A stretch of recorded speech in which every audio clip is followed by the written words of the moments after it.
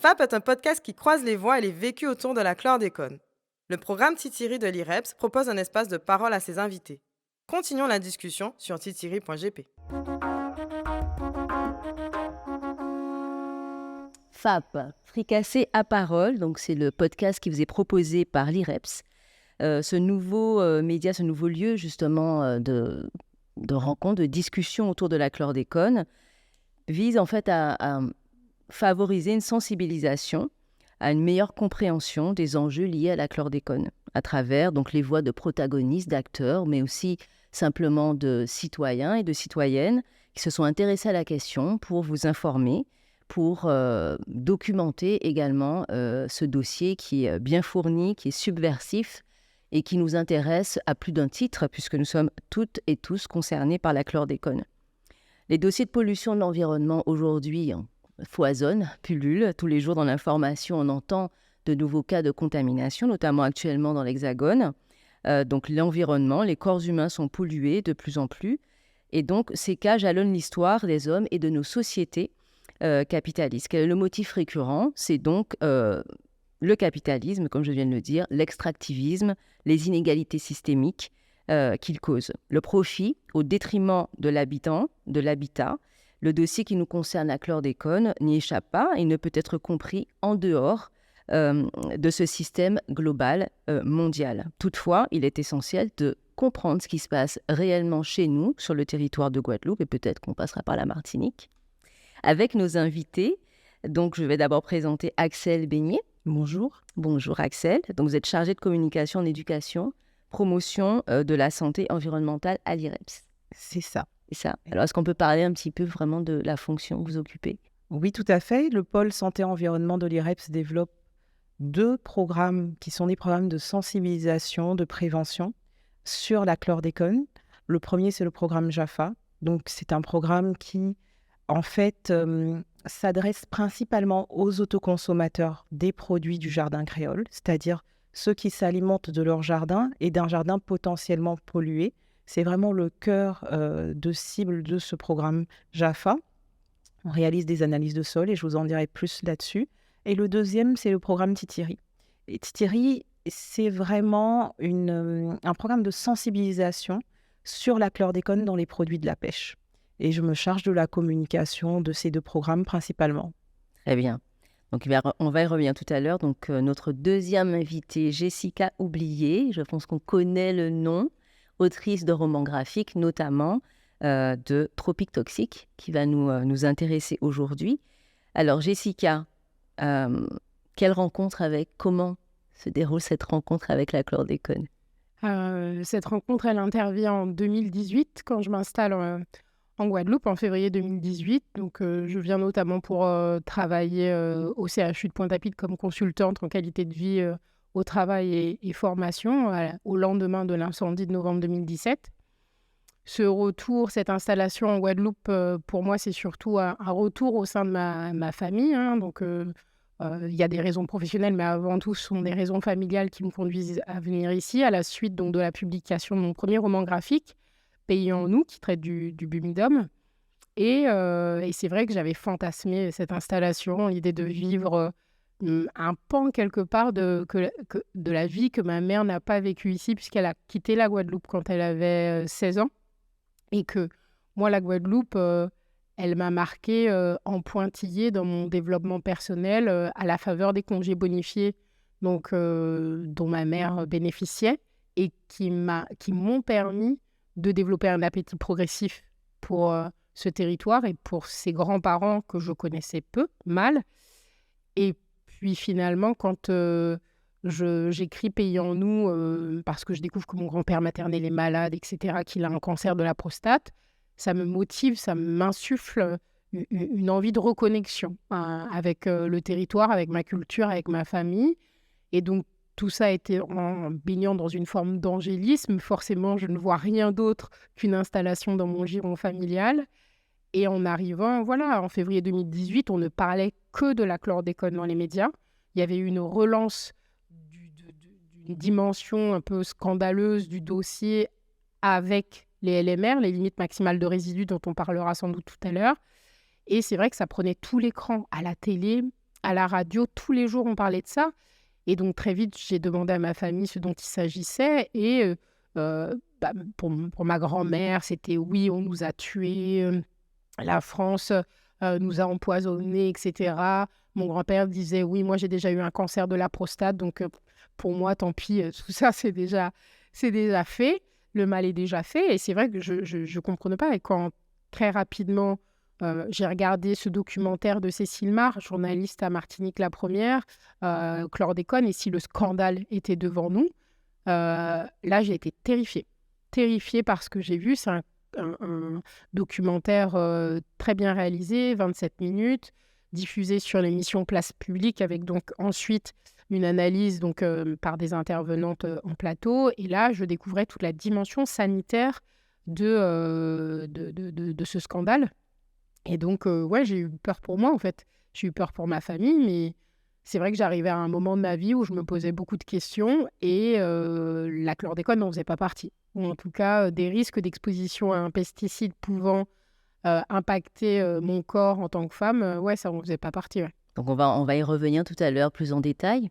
Alors, cette série de podcasts aura 6 épisodes, dont ce premier épisode de contextualisation qu'on va développer ensemble. On aura un épisode donc, sur les médias, l'anthropologie, la vie des ouvriers, l'aspect juridique, mais également la santé. Et donc, à travers cette série de podcasts, nous aurons un passage de témoin, puisque chaque invité va emmener son petit objet. Et donc, je vais inviter d'abord Axel à nous présenter l'objet qu'elle a amené aujourd'hui. Un objet pas si petit que ça, n'est-ce pas? Donc, je t'ai amené, Stéphanie, une conque à lambi d'une bonne taille, un gros coquillage rose.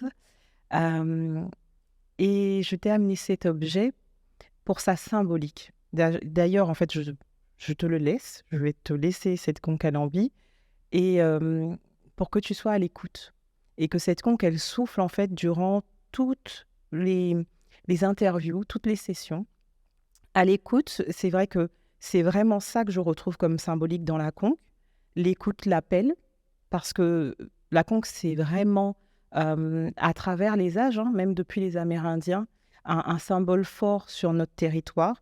C'est je suis chargée de communication et c'est vraiment un objet de communication avec un symbole aussi de mobilisation et puis de partage.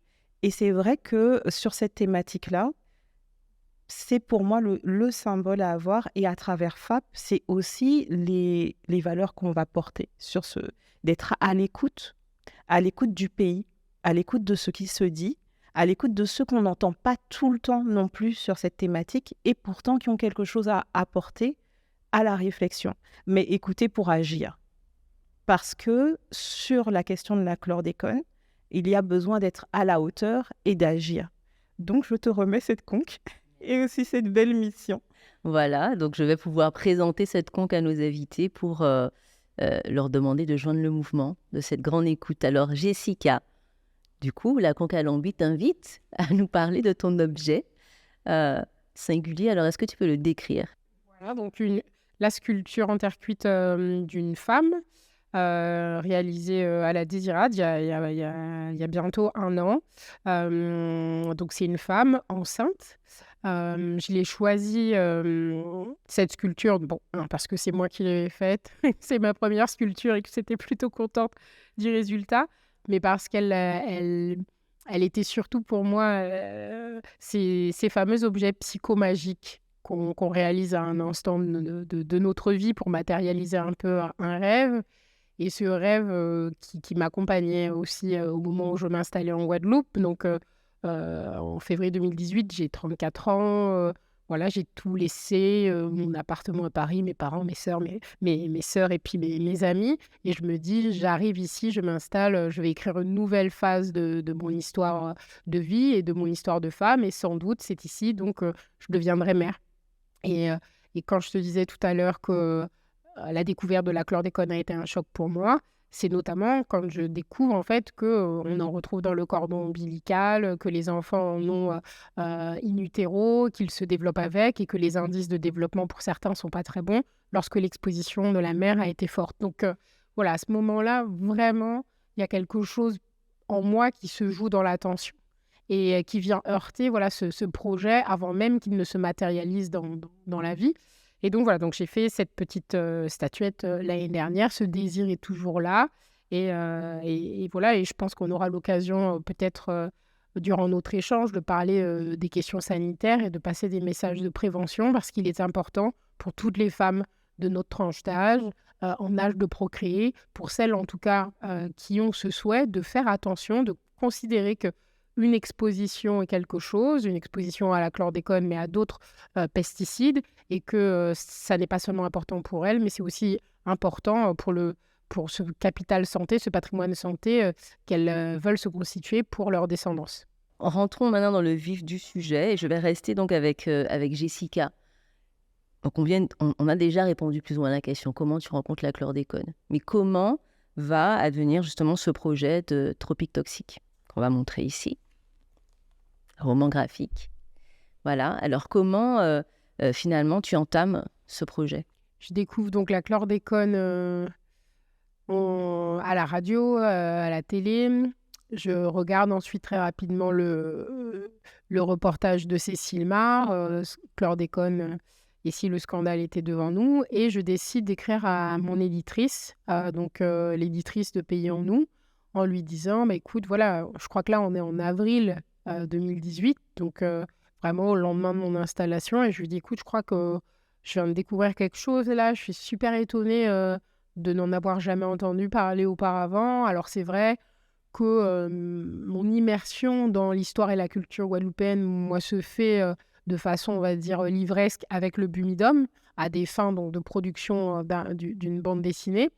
Mais je me dis quand même, j'ai pas pu avancer avec des œillères comme ça et ne pas avoir vu ce sujet auparavant. Et elle me dit, installe-toi, prends ton temps, voilà, retrouve ta famille. Bon, voilà, je comprends que les choses vont un peu vite sans doute pour elle, et en tout cas que ça ne lui parle pas. Et puis, en juin 2018, de la même année, une journaliste du Monde qui était en mission en Guadeloupe pour couvrir l'incident du CHU découvre dans divers entretiens la question de la chlordécone, mène l'enquête en parallèle de sa mission ici et décide de consacrer à ce sujet un beau 4 pages dans le Monde. Et là, donc, je m'apprêtais à aller à Paris de nouveau et mon éditrice m'écrit en me disant « Attends, ce dont tu m'as parlé là, c'est ce que je viens de lire dans l'article du Monde ?» Et je lui dis « Oui ». Et elle me dit « Si tu as quelque chose, envoie-nous un dossier ». Et du coup, là, ça m'autorise à formaliser quelque chose d'une démarche que j'avais entamée pour moi, à l'envisager sous l'angle d'une bande dessinée de façon beaucoup plus sérieuse. Et donc, je prends la tâche également de Luc Multinier, épidémiologiste, parce que j'entends parler d'un colloque qui va avoir lieu en septembre en Martinique, en octobre en Martinique, à la Batelière. Et je cherche à y aller. Et dans le documentaire que j'avais vu de Cécile Mar, je vois Luc Multinier, je tape son nom, je trouve son mail. Et donc, je lui écris et il me répond. Il me répond vraiment hyper rapidement. Et pareil, lui me donne le sentiment que ma démarche peut être utile ou en tout cas qu'elle est pertinente, que je tiens quelque chose parce qu'il me dit j'ai déjà participé à des reportages, j'ai déjà participé à des émissions radio-télé, j'ai déjà participé à des documentaires, mais une bande dessinée, si ça peut en tout cas servir d'objet de sensibilisation pour un public qu'on ne parvient pas encore à toucher, alors oui, c'est intéressant. Essayer d'aller au colloque. Donc, il me donne les contacts, etc. Je suis refusée 1 fois, 2 fois. Et puis, la secrétaire générale de la préfecture de Guadeloupe, Madame Kless, à ce moment-là, je ne sais plus, je crois que c'est la Martinique qui doit lui renvoyer ma demande. Et donc, au regard de sa lecture de Pays en nous, je crois qu'elle me fait confiance et elle me dit « Ok, je vais écrire à la préfecture de Martinique pour vous, pour que vous puissiez y aller. » Et donc, là, encore une fois, je me dis, non, mais les choses s'enchaînent trop bien, je pars, quoi. Et donc, je prends 3 jours, je vais à la Martinique et j'assiste au colloque. Et forcément, pendant 2 jours, je ne comprends pas grand-chose de ce qui se dit là. Mais même les chercheurs entre eux, c'est ça qui est intéressant. C'est que l'agronome ou le physicien ou le chimiste, le biologiste, etc., parlent des langues tellement différentes. Alors en plus, ajouter ça un peu de sciences humaines à l'époque, on avait que Malcolm Ferdinand qui était cette voix-là unique à porter la question des sciences humaines et sociales. Mais en gros, ça fait une espèce de brouhaha de langues parlées et avec peu de résonance les unes entre elles. C'est une conversation de sourds un peu. Un petit peu, mais il faut un effort. C'est aussi ça qui est intéressant, c'est que je voyais bien l'effort, et c'est ce que j'ai retrouvé au colloque là, à demander du complément d'information pour que les choses soient bien claires. Finalement, où est-ce que vous en êtes, vous, sur la question des végétaux? Parce que moi, je suis sur la question de la santé, ça a quand même un impact, donc j'ai besoin de bien comprendre où est-ce que vous en êtes aujourd'hui, où est-ce que vous en êtes sur la question de l'eau, etc. Donc, à ce moment-là, les chercheurs font quand même un effort de traduction qui m'intéresse, qui me permet, moi, déjà de comprendre quand même un petit peu de façon large ce dont il s'agit, des impacts aujourd'hui sur l'environnement et sur la santé. Mais du coup, je leur explique que moi, ma vocation en bande dessinée, c'est de faire finalement la même chose, cet effort de traduction pour que ce qui se dit là dans le huis clos d'un colloque scientifique puisse avoir une dimension, une portée beaucoup plus grand public. Et beaucoup m'ont dit, mais super intéressant, prenez ma carte, etc. Et à partir de là, ouais, en octobre, c'était parti. Et à partir de là, les enquêtes, voilà, tu as déjà, on va dire, les bons contacts, les portes d'entrée, les sésames pour aller un peu dans toutes les sphères qui, on va dire, qui intéressent la problématique de la chlordécone. Alors, est-ce qu'on peut, alors, entre l'IREPS et donc le travail de terrain que tu as fait, mettre en lumière peut-être des mots-clés ou une terminologie importante? Il y en a vraiment plusieurs dans le récit que Jessica nous fait. Je retrouve vraiment plusieurs choses, et c'est intéressant de démarrer de toute façon ce podcast avec Jessica parce que je vois une démarche personnelle, individuelle, qui va en fait permettre à un ensemble, à une communauté, à nous aussi Guadeloupéens, d'apprendre à travers la démarche qu'elle a en fait. Et c'est une démarche de vulgarisation scientifique, et c'est un énorme travail. C'est un énorme travail que nous, on essaye aussi de faire au quotidien et qui est vraiment nécessaire. D'autant plus que ce qu'on pense vraiment, nous, en promotion de la santé, c'est que ce qu'elle a fait là, c'est exactement ce qui est à faire pour le citoyen. C'est-à-dire qu'on apporte une information, mais en fait, plus les personnes vont en fait développer leur propre analyse d'une situation, vont s'informer, vont partager cette information, plus des solutions peuvent émerger. Et c'est cette démarche-là d'aller chercher, de développer son esprit critique et d'apprécier les choses avec ses propres mots, ses propres filtres. En fait, ce que Jessica a fait convient à certains publics. Nous, on va travailler sur d'autres publics, et plus il y aura comme ça des démarches en fait, qui vont émaner d'associations, de la population, plus on va pouvoir arriver en bout à bout là, en fait. Mais il faut ça. Il faut qu'il y ait plusieurs personnes qui portent la parole, qui traduisent la parole, qui expliquent la parole, qui se posent des questions, qui posent des enjeux. C'est que comme ça qu'on y arrive, parce qu'on a été longtemps dans une situation où on n'en parlait pas suffisamment, où on est aussi sur un sujet qui est extrêmement complexe. La chlordécone cette molécule-là, elle vient percuter des habitudes de vie. Et en plus, comme elle le dit très bien, d'un point de vue des savoirs scientifiques, on a parlé de sciences humaines, on parle aussi d'agronomes. Donc en fait, on a une série de chercheurs et de savoirs à mobiliser, de santé. Comment est-ce qu'on fait pour informer les personnes d'un problème aussi complexe qui va demander finalement des compétences et des aptitudes sur différents champs? Et en même temps, c'est une responsabilité, en tout cas pour nous en tant qu'association qui fait de la promotion de la santé, mais c'est quelque chose qui, plus cela va être partagé, plus on va y arriver. Et c'est comme ça aussi que j'ai rencontré Jessica justement à ce moment-là, dans sa démarche où ce qui nous a vraiment intéressé, c'est qu'elle sortait du scandale. Souvent, les démarches sont autour du scandale. Et c'est vrai, et c'est normal, parce qu'il y a une blessure. Mais si on ne sort pas de ce scandale et de l'émotion que ça provoque pour le transformer en quelque chose, je crains qu'on y soit encore. C'est un flot. Il y a un scandale, il y a une indignation, il y a quelque chose que je ne comprends pas. Mais qu'est-ce que j'en fais? Qu'est-ce que j'en fais individuellement? Qu'est-ce que j'en fais socialement?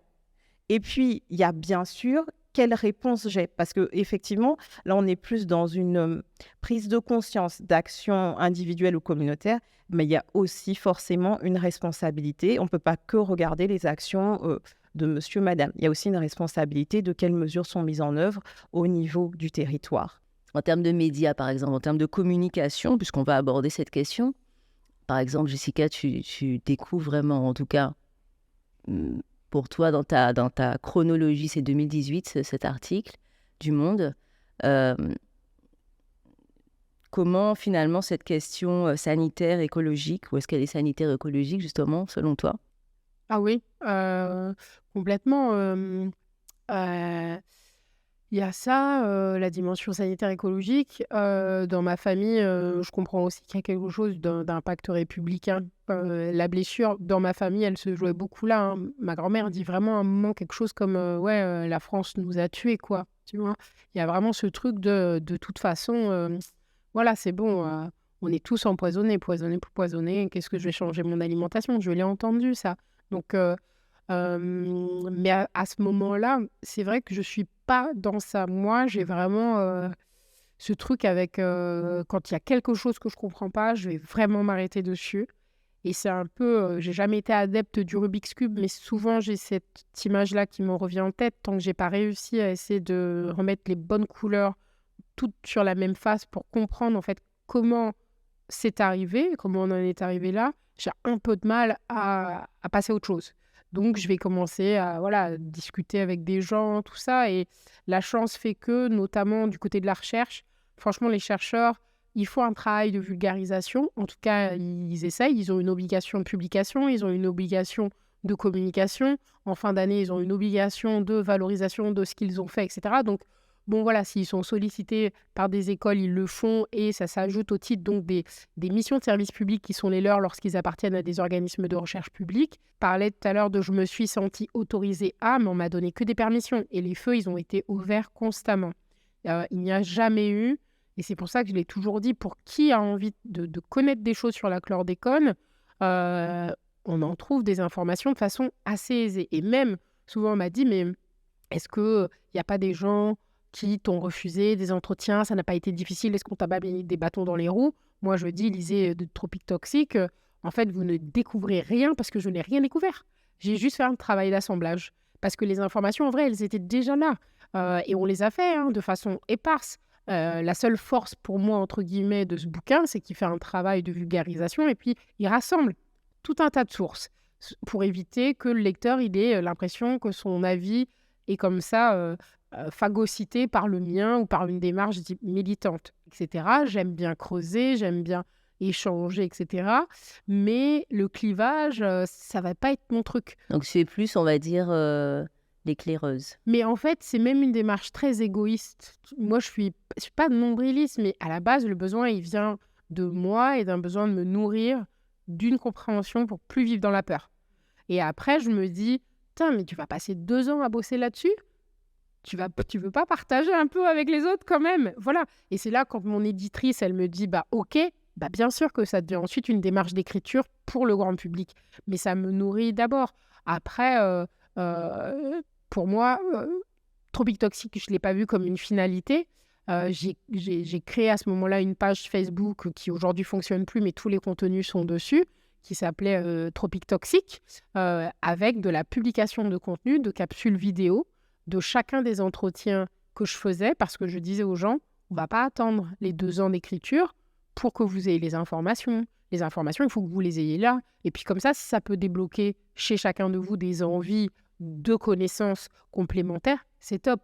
Donc voilà, c'est l'aboutissement d'un travail de recherche, mais ça devait aussi ouvrir sur les cuisines de comment on fait pour s'informer, vers qui on va, quel type de questions on peut poser, comment on se construit notre bibliothèque des savoirs pour nous prémunir de choses dont on n'a pas envie dans notre assiette, de choses dont on n'a pas envie au goulot d'une bouteille. Et on est libre normalement de pouvoir faire ce choix. Mais pour faire ce choix, il faut être un peu éclairé en effet sur qu'est-ce qui peut se passer quand je suis dans tel ou tel type de situation. Donc, on a déjà j'allais dire un premier mot-clé qui est important, c'est la vulgarisation. Donc, justement, la communication de la bonne information. Et donc, le Tropie Toxique a ce mérite, finalement, puisque c'est aussi, j'allais dire, ça peut toucher toutes les générations, parce que tout le monde peut lire Tropique Toxique, ce qui est très bien par rapport au format. Alors, maintenant, j'ai envie de dire, si on parle d'anthropologie, est-ce que le mot-clé, ce serait mode de vie? Le mot-clé, je ne sais pas si c'est mode de vie ou si c'est transmission.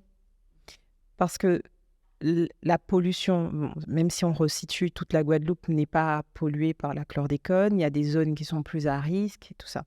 Elle vient affecter effectivement des modes de vie qui sont traditionnels, mais qui sont aussi transmis. Et elle vient affecter notamment le jardin créole, notre rapport à la nature, notre rapport à l'environnement, et même la perception, la symbolique qu'on met.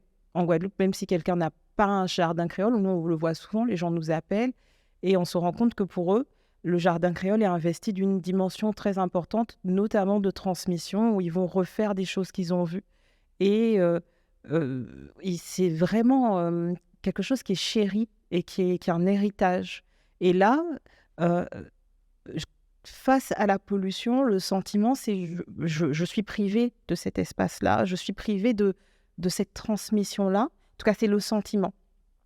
Et je pense que aussi, dans l'aspect des solutions, il y a quelque chose à faire au niveau de la transmission et de l'apprentissage de la transmission auprès des jeunes générations. C'est vrai que quand on replace du coup au niveau des personnes, il y a même des fois ce vécu de trahison, d'accord ? Donc là, c'est vraiment quelque chose qui vient percuter des façons de vivre, d'habiter, d'être en lien avec son espace, avec son environnement, et de refaire des gestes qui sont mais vraiment anciens finalement, et qui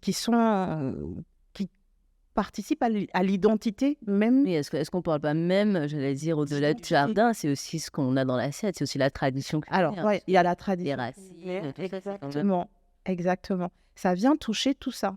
Et après, justement, est-ce qu'on peut, nous, dans notre démarche, c'est qu'on ne peut pas adresser cet aspect-là sans regarder l'enjeu, du coup, de l'alimentation et des modes de vie. C'est-à-dire que, oui, la chlordécone affecte ma santé, peut affecter ma santé si mon jardin est pollué. Mais oui, pratiquer le jardin créole, faire mon jardin tous les matins, c'est un facteur pour moi aussi de bonne santé. Et donc, il y a quand même, on ne peut pas, sous prétexte de gérer cette contamination, oublier que pour de nombreuses personnes, pouvoir aller dans leur jardin, faire leur jardin, mais c'est ça la santé mentale, manger des ignames qui sont bons. Donc, il y a tout ça, et c'est vrai que même à travers... Jaffa, par exemple, fait un travail depuis 2009 d'animation sur le territoire, à écouter les personnes, à discuter avec les personnes et à faire cette promotion de l'alimentation locale, parce qu'au final, oui, il y a une contamination, oui, mes ignames peuvent être contaminés, mais oui, je peux continuer à manger local, et c'est à condition. Donc, ça demande en fait une ingéniosité que les gens manifestent aussi dans leur quotidien, à trouver des solutions pour continuer et à inventer des choses dans leur jardin, à inventer des choses dans leur quotidien pour continuer à manger local. Parce que sur notre territoire, il y a cet enjeu-là aussi fort d'avoir une alimentation locale, d'avoir une alimentation saine. C'est déjà quelque chose qui peut être compliqué, il faut en reparler, et que vient complexifier, rendre encore plus complexe la pollution. Donc c'est pour ça que je choisis ce mot transmission, mais il y en a plusieurs autres derrière. Jessica, est-ce que tu es d'accord? Dans le mode de vie, il y a le fait de vivre en famille, il y a les sociabilités, bien sûr, il y a le jardin créole, il y a les pratiques, il y a ce rapport à la terre, le fait de donner des choses énormément, d'en recevoir beaucoup, tout ça. Donc je me disais, ouais, mode de vie, je pense que fondamentalement, ça touche à quelque chose de culturel. C'est aussi pour ça. Presque de racinaire, Ah, de parce que les gens ne sont pas C'est l'ADN. Pour moi, il y a vraiment quelque chose de notre ADN culturel dans nos manières de vivre ensemble. Moi, ce qui m'a beaucoup touchée au moment où j'écrivais donc cette BD, c'était que je vivais avec mes grands-parents et que même si moi, je commençais à développer de la connaissance, j'essayais de laisser infuser cette connaissance dans ma famille mais je n'étais pas celle qui était l'acheteuse, j'étais consommatrice. Mon exposition dépendait de la connaissance de ma grand-mère qui était l'acheteuse. Donc, il y a aussi ça, c'est-à-dire qui sensibiliser dans une famille? Bah oui, je suis désolée, il y a un moment où finalement il y a une déperdition de l'information et que même si tout le travail de sensibilisation que vous faites dans les écoles et qui est nécessaire, des enfants, tu vois, je discute avec eux, certains, on l'a fait ensemble, d'aller à Kermadec, des élèves de Kermadec, et d'aller faire une visite de marché pour qu'ils s'aperçoivent en gros des enjeux en termes de traçabilité, de qu'est-ce que ça veut dire étiqueter un produit, un prix, jusqu'où je peux aller dans la demande d'information en tant que client, en tant que consommateur. En fait, qu'est-ce que je peux faire? Oui, mais non, mais la dame, elle peut me mentir. Oui, mais tu peux lui demander plus. C'est ton droit, en fait. Tu peux lui demander plus. Puis du coup, tu peux choisir. Et tu peux choisir après. T'abstenir, tu peux C'est changer. ça. Tu peux. Et la plupart du temps, j'ai l'impression encore que dans nos familles, des enfants ou des adultes vont être sensibilisés, mais si le principal acheteur n'est pas suffisamment informé, alors tout ce travail d'information périphérique n'a plus tout à fait de sens, ou en tout cas pas l'impact qu'on en voudrait pour réduire l'exposition des gens. Je ne dis pas qu'il ne faut pas continuer, c'est nécessaire, mais c'est vrai que du coup, il y a la question de responsabilité dans le mode de vie. Si on continue de développer cette grande carte touristique, il y a aussi la question de la responsabilité. Il y a souvent, on parle de chef de famille. Bah, sur la question de la chlordécone, il y a un peu le chef de file, le chef de l'exposition familiale. C'est la personne qui, globalement, va réfléchir à qu'est-ce qu'on va mettre dans l'assiette des uns et des autres, et du coup, d'où on va acheter les choses, et de quelle relation de confiance aujourd'hui je vais mettre en place avec mon producteur, mes producteurs, pour voir est-ce qu'ils sont sensibilisés, est-ce qu'ils ont le fameux label pour ceux qui sont du domaine de la pêche, est-ce que l'agriculteur chez lequel j'achète, tiens, l'agriculture biologique, il est OK avec ça, est-ce qu'il est en transition ou pas, est-ce qu'il est dans une démarche raisonnée, etc., etc. Et ça, j'ai l'impression qu'on s'est coupé de ce droit à un moment, considérant que mais non, on se fait confiance naturellement. Mais c'est occulter un facteur qui aujourd'hui nous impose de redessiner un tout petit peu les cartes de la relation. Et donc, c'est important, à mon avis, en tant que consommateur, de se dire, de dire notre inquiétude et de se voir rassuré ensuite par des professionnels, et il faut le dire, qui de toute façon sont les premiers touchés et sont les premiers à avoir été formés. Et il n'y a pas un professionnel, bon, si, ils vont vous dire, wow, la chlordécone, ça fait tellement longtemps qu'on nous bassine avec ça, certes, mais en fait, globalement, les professionnels, ils appliquent la réglementation. À nous, juste de faire un pas dans le sens pour bien s'assurer que les personnes qui nous vendent des choses font partie de ces professionnels informés. Alors, il y a la question de la vente, il y a aussi la question du don, dont tu parles un tout petit peu, où c'est vrai que c'est pas forcément évident pour les personnes, quand elles reçoivent quelque chose, comme ça vient chercher l'affect, d'avoir le pas de recul et de se dire d'où vient, quelle est l'origine du produit. Bon, alors, on n'a pas besoin de se poser cette question sur tout, puisque tous les produits ne sont pas sensibles à la chlordécone. Mais on voit bien, par exemple, quelque chose qui est sensible et pour lequel on n'y pense pas tout le temps. Alors, soit c'est quelque chose qui varie en fonction des goûts de chacun. Hein. Je te donne quelque chose que tu aimes et c'est donné par quelqu'un qui, pour toi, est une personne, maman, tati, tonton, donc de confiance.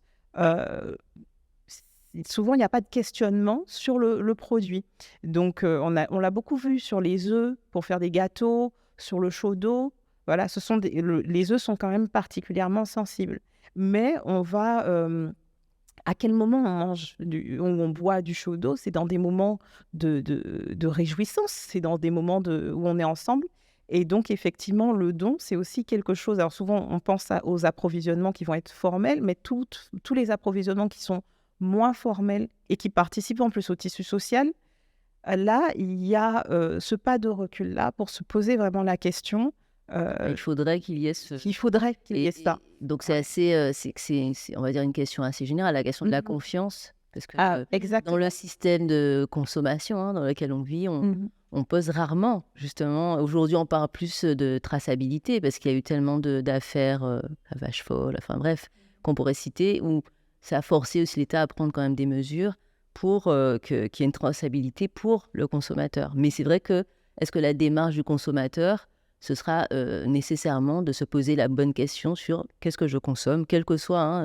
Et je pense qu'avec la chlordécone, effectivement, questionner l'origine en fait des aliments. Bon, c'est peut-être quelque chose qu'il faut réellement transmettre justement. Alors maintenant, si on parle de la vie des ouvriers, est-ce que il y a une forme de fatalité? Quand je dis de fatalité, dans le ressenti, tu parlais de ta grand-mère qui dit bon, moi, je suis déjà empoisonnée, bon, qu'est-ce que tu veux faire? Donc aujourd'hui, est-ce que ça c'est un des mots-clés justement quand on parle de la vie des ouvriers ou même de certains Guadeloupéens? La vie. La vie VIE, mais aussi la vie L apostrophe A VIS, c'est-à-dire comment est-ce que, d'un point de vue anthropologique, on reste dans l'anthropologie, on parle des modes de vie, mais aussi les personnes qui ont travaillé, bon, ben, elles sont les premières touchées, mais quand on sait qu'on peut transmettre, etc.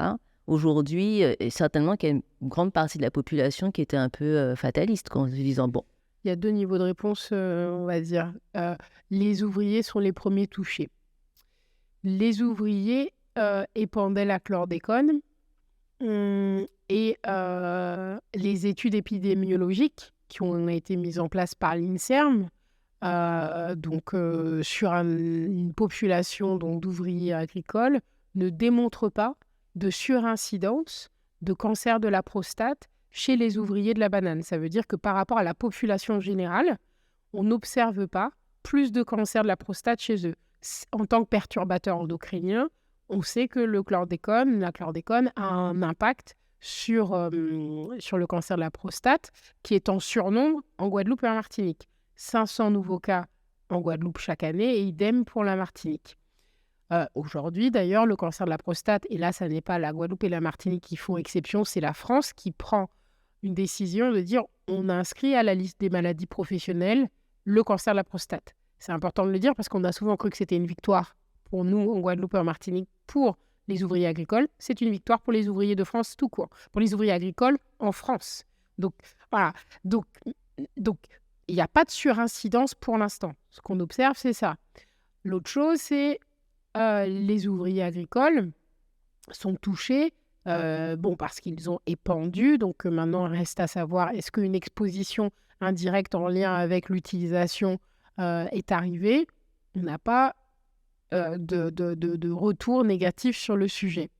La banane, elle, n'est pas touchée. Ça, c'est important de le rappeler. Les ouvriers, il y a les ouvriers, et puis il y a la banane. Les producteurs de bananes n'ont pas connu une décrue de leur chiffre d'affaires parce que la banane n'est pas contaminée par la chlordécone, elle n'est pas polluée par la chlordécone. On va en retrouver dans les sols, dans la nappe phréatique, on va en retrouver dans les rivières, on va en retrouver dans la mer. Les pêcheurs sont impactés. 1/3 du littoral côtier en Guadeloupe est fermé à la pêche. Toutes les rivières de Guadeloupe sont interdites à la pêche. Presque, ouais. Presque. Je te laisse compléter. Mais ce que je veux dire, c'est que l'impact, on le situe là à un niveau sociétal, anthropologique sur les ouvriers agricoles, c'est bien plus. Moi, j'ai souvent envie, je le dis, de déloger la question de l'impact de sa sphère agricole pour bien l'installer dans une sphère sociétale. C'est la Guadeloupe. Ça n'est pas qu'un problème de basse terrien. Et que, comme tu le disais, j'ai beau habiter au Gosier, ça ne m'empêche pas d'avoir de la famille ailleurs. Si on arrive chez moi avec des œufs et des ignames, je ne vais pas dire non aux gens. Donc, il y a un moment, c'est un problème de Guadeloupéens, de Guadeloupéennes. Donc, il y a plusieurs choses dans ce que Jessica nous dit. Et il y a quelque chose quand même, je pense, qui est de l'ordre de la parole du vécu des ouvriers qu'on connaît quand même mal et qui nous permet de nous replacer dans le contexte, les vécus, les situations qu'il y avait à l'époque. C'est vrai que c'est pas un problème à regarder comme un problème d'ouvriers. Il nous concerne tous sur notre territoire, mais c'est aussi vrai qu'on les a quand même relativement peu entendus. Et que c'est pour ça que c'est intéressant, à travers justement les sessions qu'on aura, de pouvoir mieux les écouter, parce qu'on a à apprendre d'eux, parce que aussi ça permet de regarder peut-être une multi-exposition à des pesticides, parce qu'on fait beaucoup ce focus sur la chlordécone, la molécule, c'est vrai, elle a été utilisée ce sont des pesticides qui ont été utilisés, képonécurlone, sur de nombreuses années, 72 à 93 principalement, on va dire, mais ces ouvriers utilisaient en fait d'autres pesticides également. On en utilisait d'autres avant. Et donc, j'ai l'impression que si on prend la loupe et qu'on regarde un peu la vie des ouvriers, ça nous permet aussi de regarder la question en termes d'égalité, d'inégalité. Les femmes ouvrières, dont on n'a pas beaucoup parlé. Récemment, on commence à faire des liens entre leur exposition avec la survenue de certaines maladies. Ça, c'est une grande progression. Et je me dis, finalement, ces personnes-là qui ont travaillé à cette période-là, ça commence à faire longtemps là, euh, peut-être qu'on a très peu documenté leur maladie, peut-être qu'on a très peu de données aussi sur ce qu'elles ont pu développer. Et c'est aujourd'hui, ça arrive relativement tard, le temps, c'est quelque chose de fondamental sur cette question-là, qu'on a de plus en plus de données sur la survenue de maladies de ces personnes. Et est-ce qu'on avait des registres suffisamment fournis, des cancers, voilà. Donc il y a tout ça. Et regarder la vie des ouvriers, c'est aussi regarder ça, les inégalités sociales, regarder des parcours de vie, des décisions et potentiellement s'éviter de refaire certaines erreurs. Alors juste sur la question effectivement des cours d'eau, c'est vrai que la plupart des cours d'eau en Guadeloupe sont visés soit par une interdiction de pêche, soit par une... en tout cas, quand on peut pêcher, c'est déconseillé de s'alimenter. C'est-à-dire que vous pêchez des oiseaux, vous ne pouvez pas les manger. Et pour finir, le focus que l'on fait des fois sur la basse terre et sur certains produits, même nous, on a parlé beaucoup d'igname, mais ce n'est pas toujours judicieux. Et ça fait qu'on a une partie de la population qui ne va pas se sentir concernée. Et effectivement, ça n'a pas lieu d'être. Déjà, on a du transport de terre entre la basse terre et la grande terre. Ça, c'est quelque chose sur quoi il faut être particulièrement vigilant. Je cherche de la terre de remblai, je fais venir de la terre, je refais un jardin. Donc, ça veut dire que ça circule.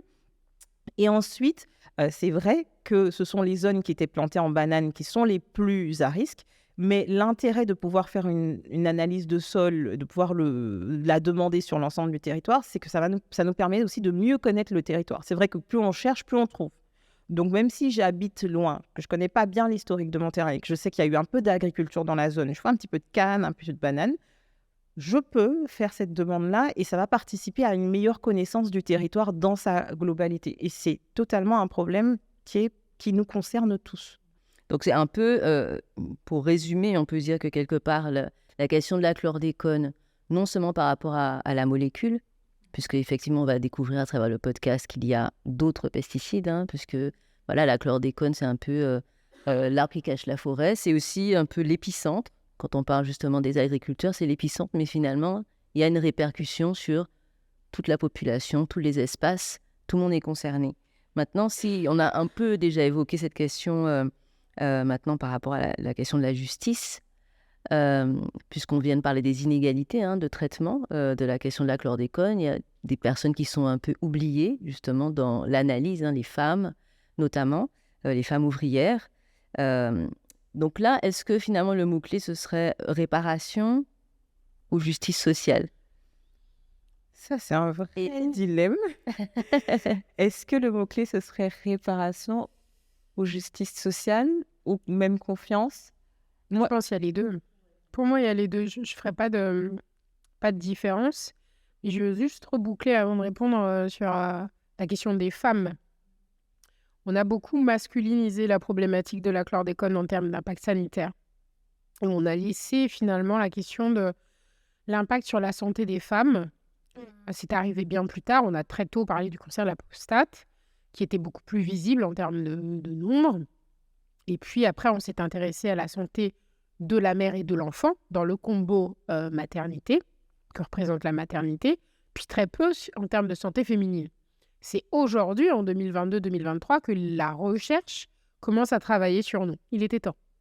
Qu'il y ait une égalité en termes de traitement de santé publique, d'information, d'investigation en termes de santé publique. Et nous alors, on est la moitié de la population de Guadeloupe. Pourquoi on a attendu autant de temps à mener des investigations? On a des cas d'endométriose aiguë, visiblement en nombre plus important qu'en France hexagonale. Pourquoi, alors que c'est un perturbateur endocrinien, on ne s'est pas à un moment dit, et s'il y avait, tout comme pour le cancer de la prostate, un lien de corrélation entre exposition et risque de survenue de l'endométriose dans une forme aiguë chez la part de la population que cela peut concerner. Donc là, oui, il y a une forme d'égalité sociale sanitaire à rétablir qui est en cours. Après, la réparation, elle est nécessaire, mais j'ai l'impression que c'est sur ce terrain-là qu'on va être le moins efficace. Si on veut réparer, il faut demander aux personnes qui sont dans cette demande ce dont elles ont besoin pour que la confiance soit rétablie. Or, aujourd'hui, sur le terrain de la réparation, cette écoute-là est peu disponible, ou en tout cas, le cadre légal qui favoriserait la mise en place d'une réparation qui convienne aux parties plaignantes n'est pas satisfaisant. Il y a eu un non-lieu récemment, donc est-ce qu'on peut parler de réparation? Non. Pour l'instant, sur ce terrain-là de la réparation, et c'est là où il faut peut-être faire la différence entre justice sociale et justice administrative. Au plan administratif, bien sûr, il y a le plan chlordécone. Et donc, il y a le pouvoir politique et le pouvoir judiciaire. Cette justice administrative est portée par le pouvoir administratif qui nous dit, voilà, on a mis en place un COPIL, il y a une enveloppe financière de X millions, il y a donc de l'argent consacré à la recherche, il y a une coordinatrice dévolue à la mise en œuvre du plan chlordécone, etc., etc. Et on ne peut pas nier que des efforts sont faits, des actions sont mises en place dans les deux territoires pour faire en sorte qu'au niveau administratif, en termes de protection aujourd'hui et d'information des populations, des choses sont faites. Il y a eu énormément d'avancées. Aujourd'hui, l'ARS commence à former du personnel médical, soignants, infirmières, etc., pour qu'il y ait une information dispensée aux personnes et notamment aux femmes en âge de procréer. Et là, je vous parle de ça, c'est 2023. Donc, on avance, pas forcément au rythme où on le voudrait, parce que du coup, on sait quand même depuis les années 70 que la chlordécone est dans notre environnement. Donc, on peut se poser aussi la question de la capacité de l'administration à être résiliente et à faire un tour à 360 degrés sur elle-même pour observer là où le bas blesse. On peut faire ce constat. En tout cas, aujourd'hui, au moins, on a avancé sur ces strates-là. Par contre, vraiment sur la question de la réparation, sur la question de la réparation au niveau de ce qu'on n'a encore pas nommé comme écocide en France, parce qu'on n'a pas légiféré là-dessus, et bien, du coup, le travail va être long. Il va être long. Parce que là où les gens demandent à être réparés, c'est dans une forme d'indignité. Il y a quand même quelque chose qui n'a pas eu lieu dans le respect de la protection des populations, dans le pacte, normalement, qu'un État passe avec ses citoyens, qui est de dire, OK, faites votre devoir citoyen, votez pour nous, etc. Et nous vous protégeons. On protégera vos intérêts, on protégera votre santé. Sauf qu'on a protégé une part des intérêts ou les intérêts d'une partie de la population. Et on n'a pas protégé la majorité. Et c'est là où, dans le cumul sans doute donc, des dossiers entre de la relation un peu sulfureuse, complexe entre les départements d'outre-mer et la France hexagonale, c'est là où se pose la question de est-ce que parmi toutes les réparations non résolues, celle-ci se fera un jour? Vraiment, là... Est-ce qu'on peut être crédible? Est-ce que la suite, c'est si celle-ci ne se fait pas, quelle crédibilité on peut avoir? Parce que nous, c'est quelque chose qu'on vit au quotidien. Quelle crédibilité on peut avoir auprès de la population si on n'aborde pas la question de la justice? Mais la justice, c'est fondamental. C'est un déterminant fondamental du lien social, de la confiance. Est-ce qu'on peut parler de tout et ne pas parler de ça? Est-ce qu'on peut présenter des informations sur tout et puis se dire que si personne ne comprend ce qui se passe au niveau de la justice, bon, on avance quand même? Donc finalement, oui, en même temps, la question de la réparation, globalement, par rapport à notre histoire, on sait qu'elle est problématique, qu'il y a beaucoup de choses à réparer, finalement, dans cette relation de défiance par rapport à l'État. Aujourd'hui, on doit le dire quand même, que ce soit par rapport à l'aspect colonial, qui vient se poursuivre finalement dans la question de la chlordécone. Ça pose la question de la relation État et citoyen, ça pose la question aussi de l'information. Et en fait, c'est quelque chose en tout cas que nous, on retrouve tout le temps. Vous nous dites ça. pour les recommandations. Mais pourquoi est-ce que je vais vous croire puisqu'on nous a caché ça? Donc, c'est légitime, hein. On parle de quelque chose qui est légitime, c'est un déterminant de notre santé. C'est évident que s'il n'y a pas ce tout-là qui est ouvert, qui est discuté, c'est très difficile d'avancer et de sortir de certains systèmes, de certains mécanismes. Donc pour nous, ça fait partie du tout qui doit être résolu, mais qui doit être résolu ensemble. Parce que c'est ça la réparation, les formes de réparation. Il y a de l'innovation dans la réparation. C'est pas quelque chose de binaire. La réparation, ce n'est pas que du dédommagement. Ce n'est pas nécessairement même du dédommagement. La réparation, c'est quelque chose qui est beaucoup plus C'est aussi de intéressant restaurer, finalement. Oui, de restaurer un équilibre et peut-être un même équilibre. Oui. voilà, de sortir de la hiérarchisation. Exactement. Et ça vient de l'individu même qui est concerné par le préjudice. C'est lui qui est innovant là-dedans. C'est lui qui est au cœur de ça. C'est lui qui vit la contamination au quotidien. Et c'est la meilleure personne pour savoir comment on sort de là. Et la parole politique, elle est importante. C'est-à-dire qu'au centre, bien sûr, je te rejoins, il y a la parole du citoyen. Mais la parole politique, elle est légitimante et c'est celle qui permet de dire « je suis reconnu dans ma blessure ». Pourquoi, en fait, aujourd'hui, on ne se dit pas « bah oui, on va changer par rapport à toutes les autres réparations qui n'ont pas eu lieu ». On change le braquet. Il faut quand même aujourd'hui reconnaître que nous avons pris des décisions, qu'à un certain niveau, il y a eu comme ça une collision entre le monde économique et politique et que ça crée aujourd'hui les incidences que l'on connaît sur 800 000 personnes, sur des pêcheurs, sur des agriculteurs qui n'ont absolument rien demandé. Et sur les générations Et sur les à venir. générations à venir.